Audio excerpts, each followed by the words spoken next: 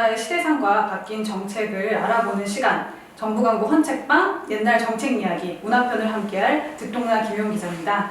다양한 정부 광고의 뒷이야기를 재미있게 풀어주실 김병희 교수님을 자리에 모시도록 하겠습니다. 교수님 안녕하세요. 네, 반갑습니다. 안녕하세요.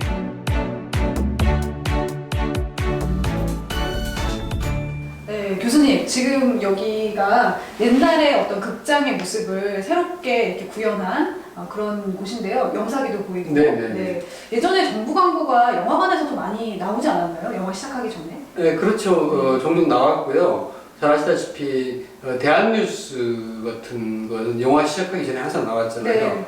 대한뉴스를 비롯해서 개별적인 정부 광고도 극장에서 종종 상영을 많이 했습니다. 네, 벌써 10월이네요. 이제 곧 크리스마스가 앞으로 다가왔는데요. 여러분은 크리스마스 하면 뭘 제일 먼저 떠올리시나요? 뭐 캐롤, 루돌프, 뭐 연인과의 데이트, 다양한 생각하실 수 있을 것 같은데 아마 6070 세대분들은 이걸 제일 먼저 떠오르실 것 같아요. 바로 크리스마스 실입니다. 아마도 크리스마스 실을 지금 세대는 잘 모를 것 같은데요.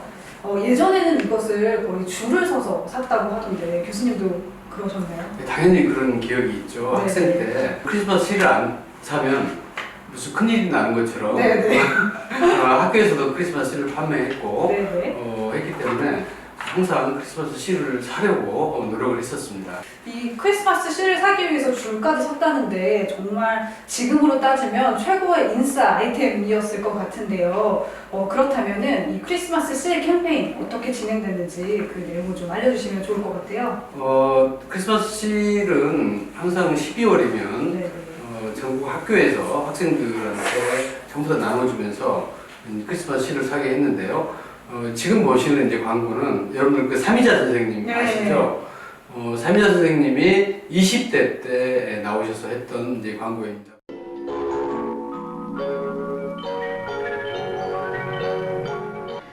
이 예쁜 종이 눈에 많이 익으시죠?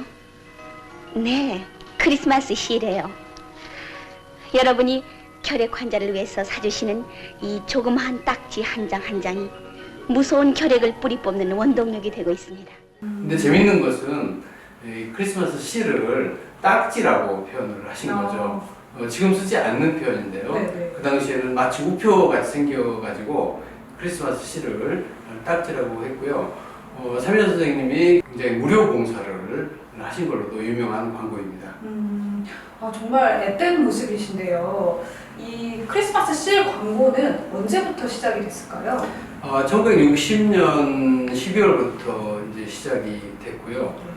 잘 아시다시피 영화배우 최은희 선생님이 처음 이 광고에 출연을 하셨어요. 김지미 선생님, 그 다음에 돌아가신 김자호 선생님 이런 분들이 이제 출연했기 때문에 당대의 스타들이 크리스마스 실 광고에 출연하셨어요.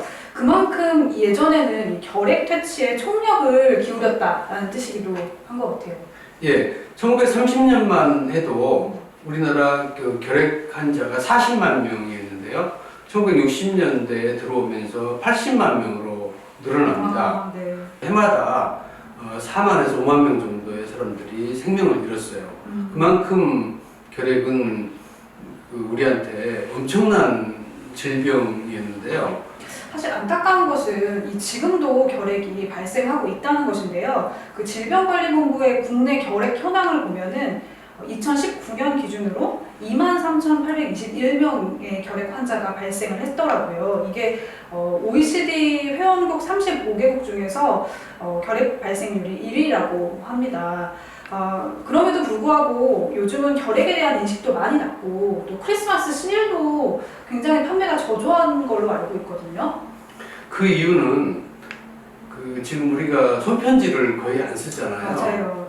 연말 연시가 돼도 소셜미디어를 통해서 간단하게 안부 인사 전하고 손편지를 쓰지 않는 것이 가장 중요한 이유 중에 하나가 됐고요. 근데 원래 이제 이 결핵의 퇴치를 위해서 그 실을 붙인다는 것은 항결핵 운동에 그런 성격이 있어요. 근데 그 부분을 이제 많이 우리가 놓치고 있는 것이죠.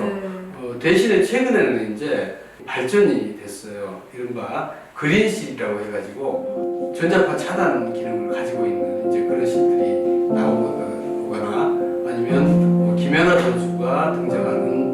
실이 나오거나 여러 가지 방향으로 이제 발전을 하고 있어서 우리가 좀 더 관심을 갖지 않아야 될까 이런 생각을 하게 됩니다. 제가 알아보니까요. 올해 크리스마스 실의 주인공 혹시 교수님 누군지 아세요? 글쎄요. 네. 뽀로 시작하는 거 아니에요? 뽀로로 말씀하시는 네. 거예요? 아닙니다. 아니에요. 네, 올해는 펭수입니다. 그 남극에서 크리스마스를 보내고 있는 펭수의 모습이 크리스마스 실에 담겼다고 하는데요. 말씀하셨던 것처럼 올해는 실 외에도 머그컵, 컵받침, 엽서, 핀 버튼 같은 다양한 모금 상품을 출시할 계획이라고 합니다. 근데 정말 사고 싶더라고요. 이 펭수 나온 실을 보니까. 지금까지 그 크리스마스 실에 대한 아이디어는 끊임없이 발전을 해왔고 네. 또 그 과정에서 다양한 형태로 변해왔습니다. 지금 우리나라가 결핵 퇴치율이 굉장히 높아졌다 하더라도 네. 여전히 결핵은 존재하고 있습니다. 사람들의 마음만은 변치 않고 계속해서 크리스마스 실을 사주시고 관심을 가져주셨으면 좋겠습니다. 네.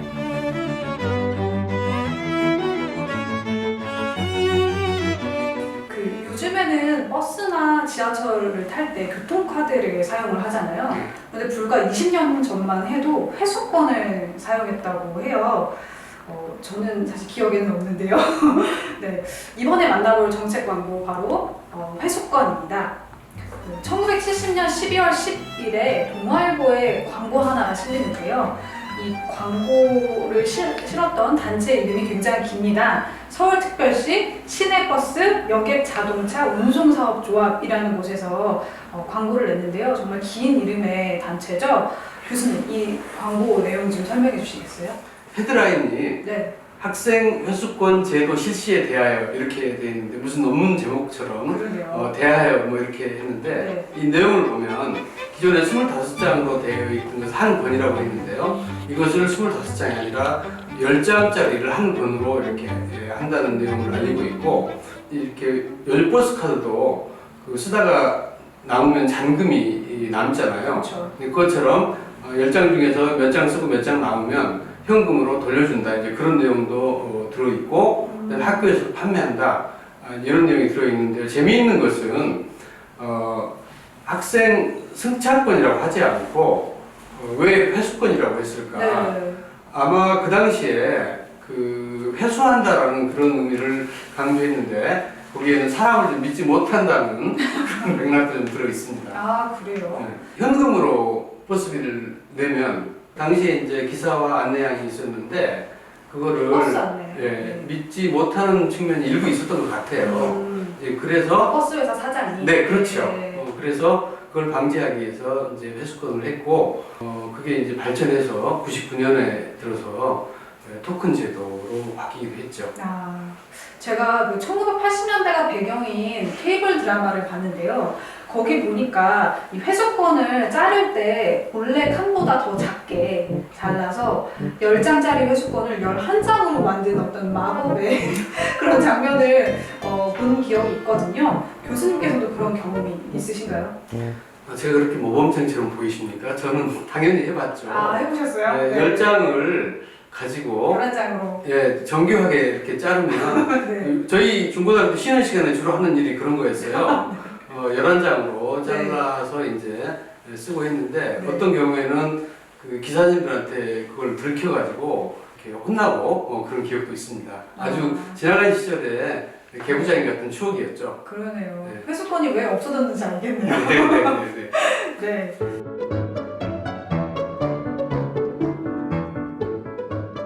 정부 광고를 통해 우리나라의 시대상과 정책 변화를 알아보는 시간, 정부 광고 헌책방 옛날 정책 이야기 문화편. 다음 광고는요, 바로 이것입니다. 1972년 4월 15일에 실린 한국은행의 1만원권 발행 광고인데요. 1만원권을 광고한다는 게 좀 특이한데요. 우리도 5만원짜리가 새로 나왔을 때 네. 광고는 하지 않았지만 뉴스에 이렇게 소개를 그렇죠. 하고 네. 했는데 이 당시의 광고는 정말로 화폐 발행을 알리는 좋은 어떤 수단 중에 하나였어요. 근데 그 광고 보면 재밌게도 석굴암에 석가열의 좌상이 그 주요 비주얼로 이렇게 등장을 합니다. 10,000원권이요? 네. 지금 우리 만원권에는 세종대왕이 계시잖아요. 그렇죠. 그 당시 육색 화폐. 맞죠. 세종대왕께서. 네, 그런데 이제 뭐 암갈색, 자홍색 뭐 이런 여러 색깔들이 이렇게 등장을 합니다. 우리나라에 그렇게 다양한 색상이 있다는 것을 좀 알려주는 좋은 어떤 사례이기도 합니다. 근데 이렇게 대대적으로 그 광고를 했던 석가 열애 좌상 그 집회는 결국 발행되지 않았다면서요. 그러니까 원래는 이렇게 이제 광고까지 할 정도로 네. 다 결정을 했는데 그렇게 광고를 하고 나니까 일단 기독교계에서 반발이 아주 심했어요. 아니 왜 특정 종교의 그 상징을 화폐에 쓰느냐? 그렇다고 해서 불교계에서도 그렇게 반기는 건 아니었어요. 아, 그런가요? 불교계에서는 네. 그 정말로 석가모니 그 상을 어떻게 천박하게 화폐에다 쓸 수 있느냐, 뭐 이렇게 돼가지고 세종대왕으로 바뀌게 됩니다. 네. 그것이 굉장히 흥미로운 사실이라고 할 수 있죠. 아, 네. 진짜 몰랐던 비하인드 스토리네요.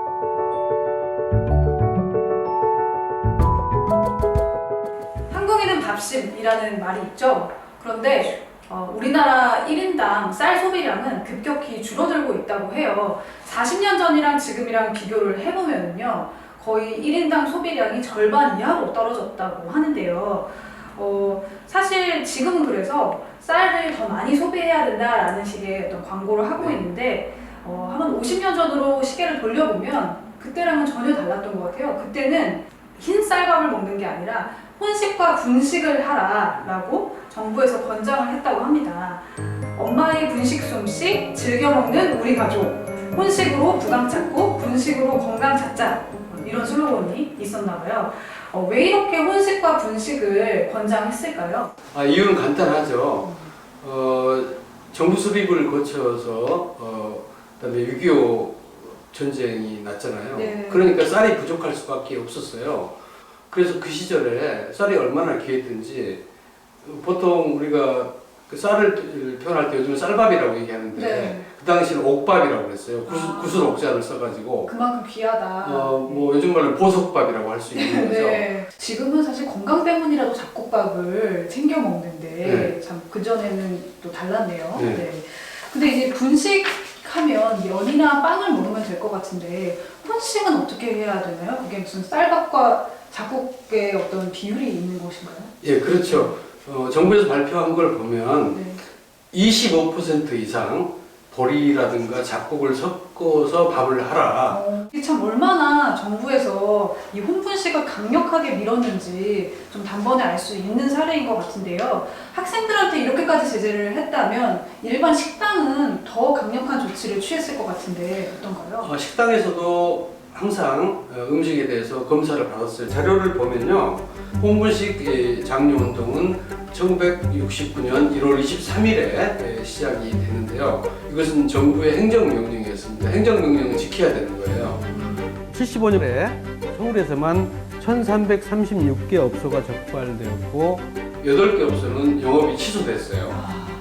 그리고 691개 업소는 1개월 영업 정지를 당할 정도로 혼분식을 하지 않았다는 예, 행정명령이 강력했죠. 엄청난 어떤 단속이었다고 할 수 있습니다. 네.